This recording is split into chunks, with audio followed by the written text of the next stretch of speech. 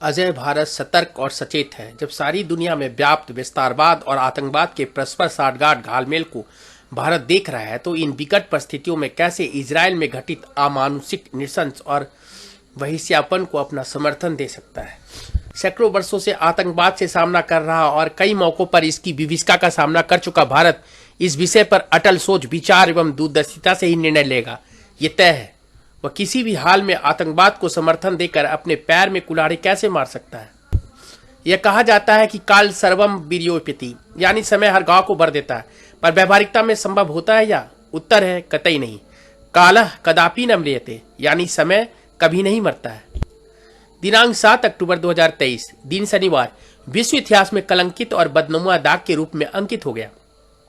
संभवतः यह दिन माना जाए तो 11/9/2001 को संयुक्त राज्य अमेरिका में 13/12/2001 विश्व के सबसे बड़े लोकतंत्र के मंदिर भारतीय संसद व 26/11/2008 को भारत की ही आर्थिक राजधानी मुंबई में भारत में साथ ही साथ Taliban, Islamic states of Syria, al Qaeda और इराक, बोको हराम जैसे जिहादी कट्टरवादी सहित अन्य वैश्विक आतंकी हमलों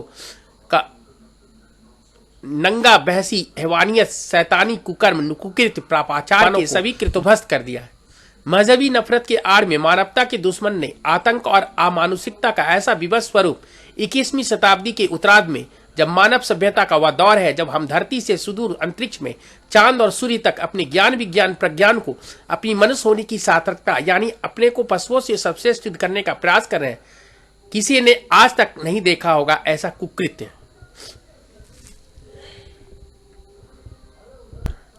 हद तो तब हो गई जब समस्त विश्व पे, यहां तक भारत में भी, जहां अहिंसा परमो धर्मा अयम निजा पर वेति गणना लघु चेतसाम उदार चरितानाम तु वसुदेव कुटुंबकम और लोका समस्त सुखिनो भवंतु की अवधारणा ही नहीं, इन्हें मूर्त स्वरूप में क्रियान्वित करने वाला राष्ट्र हमस जैसे हवस के बादशाह को, पाशविक प्रवृत्ति और क्रूरता अत्याचार के शहंशाह को मजहब के नाम पर समर्थन और उनके कुकर्म कुकृत्य को न्यायसंगत ठहराने का कुत्सित प्रयास कर रहे हैं। जब इजरायल जैसे लोकतांत्रिक देश में, भारत जैसे और संयुक्त राज्य अमेरिका जैसे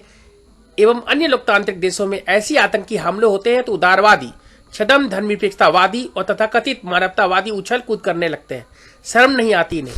भारत जैसे लोकतांत्रिक पंथ निरपेक्ष सर्वाधिक सहिष्णु उदार सभी धर्मों, पंथों और समुदाय को विचारों, अभिमत और अभिव्यक्त विश्वासों और अविश्वास, आस्तिकता और नास्तिकता को समान रूप से सम्मान, समुचित स्थान, प्रश्रय, प्रोत्साहन देने वाले देश में, जहां भगवान राम, भगवान कृष्ण, भगवान बुद्ध जैसे महादेव पुरुषों की पावन पुनीत धरा में अमानुषिक पाशविक प्रवृत्ति को खुलेआम समर्थन देकर भारत की आत्मा को, उसकी पावन पुनीत सनातन संस्कृति, संस्कार, परंपरा को कलंकित करने का महापाप कुछ एक मजहबी समूह वर्ग मजहब के ठेकेदार और तथाकथित सेकुलरिज्म के चैंपियन कर रहे हैं। अब जरा गौर करें, हमास जैसे दुर्दांत आतंकी संगठन को फिलिस्तीन के आड़ में समर्थन देना कहां तक तार्किक, न्यायसंगत और नैतिकता की कसौटी में खतरा उतरता है, विशेषकर वैसे राष्ट्र में जहां महात्मा गांधी ने भारत की स्वतंत्रता का अमोघ अस्त्र शस्त्र सत्य, अहिंसा, सदाचार को बनाया है, जहां संवाद को हर विवाद का समाधान, जहां सबका साथ, सबका विकास, सबका विश्वास, सबके प्रयास, वसुधैव कुटुंबकम आधार समग्र संतुलित समेकित सतत प्रगति सुशासन के विचार से लोक कल्याणकारी गणराज्य की संकल्पना हो और जिसको क्रियान्वित और जमीनी स्तर पर भी साकार किया जा रहा हो। इन जिहादी कट्टरवादी सोच और इसके व्यवहारिक प्रकटीकरण को प्रश्य प्रोत्साहन देने की कुनीतियां समस्त विश्व और खासकर भारत वर्ष के लिए बहुत ही घातक सिद्ध हो रही है। इस महान संस्कृति और सनातन परंपरा विरासत की अस्मिता और अस्तित्व के लिए संकट खड़ी कर रहे हैं। समझ में नहीं आता कि चंद मत प्राप्ति हेतु तुष्टीकरण और वोट बैंक कुछ सोच और इसके तहत इस पर क्रियान्वयन करने वाली विचार दल भारत सरकार का विरोध करते करते राष्ट्र विरोध में उतारू हो गई है। भारत की बुद्धिमान जनता जनार्दन उनके झांसे बहकावे में आने वाली नहीं है। भारत ने अपनी स्थापित विदेश नीति आतंकवाद पर देश हित सर्वोपरि और भारतीय आदर्श परंपरा, नैतिक सिद्धांत, संस्कृति, संस्कार के अनुरूप ही हमस जैसे आतंकी आवेद संगठन को विरोध किया है। न केवल विरोध किया है वरन उनके कुकर्म कुकृत्य की घोर निंदा की है और साथ ही इसके विरुद्ध हर संघर्ष में साथ देने और समूल विनाश का प्रण लिया है, हर अवसर पर, हर परिस्थितियों में। और ऐसा ही इजरायल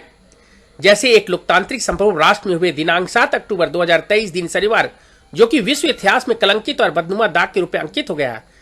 इस संदर्भ में किया है। आतंक के पिशाची जिहादी कट्टरवादी कुकुर्म कृत्य का भी भारतवर्ष की मोदी सरकार ने विरोध किया है।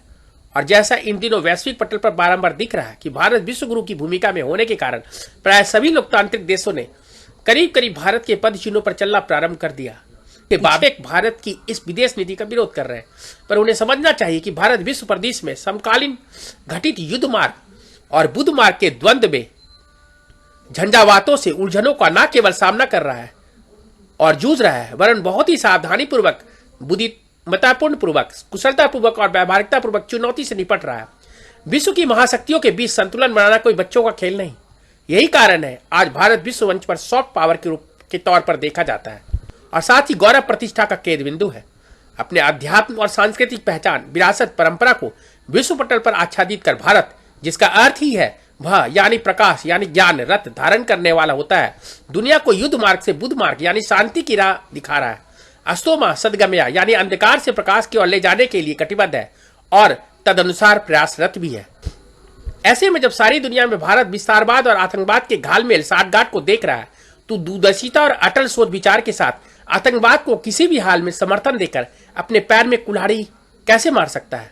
भारत ने आतंक के सभी स्वरूपों का न केवल विरोध और निंदा की है, वरन इस मानव निर्मित मानवता के शत्रु पिशाची सोच और दानव को जड़ मूल से उखाड़ फेंकने की अटल प्रण और प्रतिबद्धता को सभी वैश्विक मंचों और देश के भीतर भी मिट्टी में मिलाने के लिए कठोरता से कार्य कर रहा है।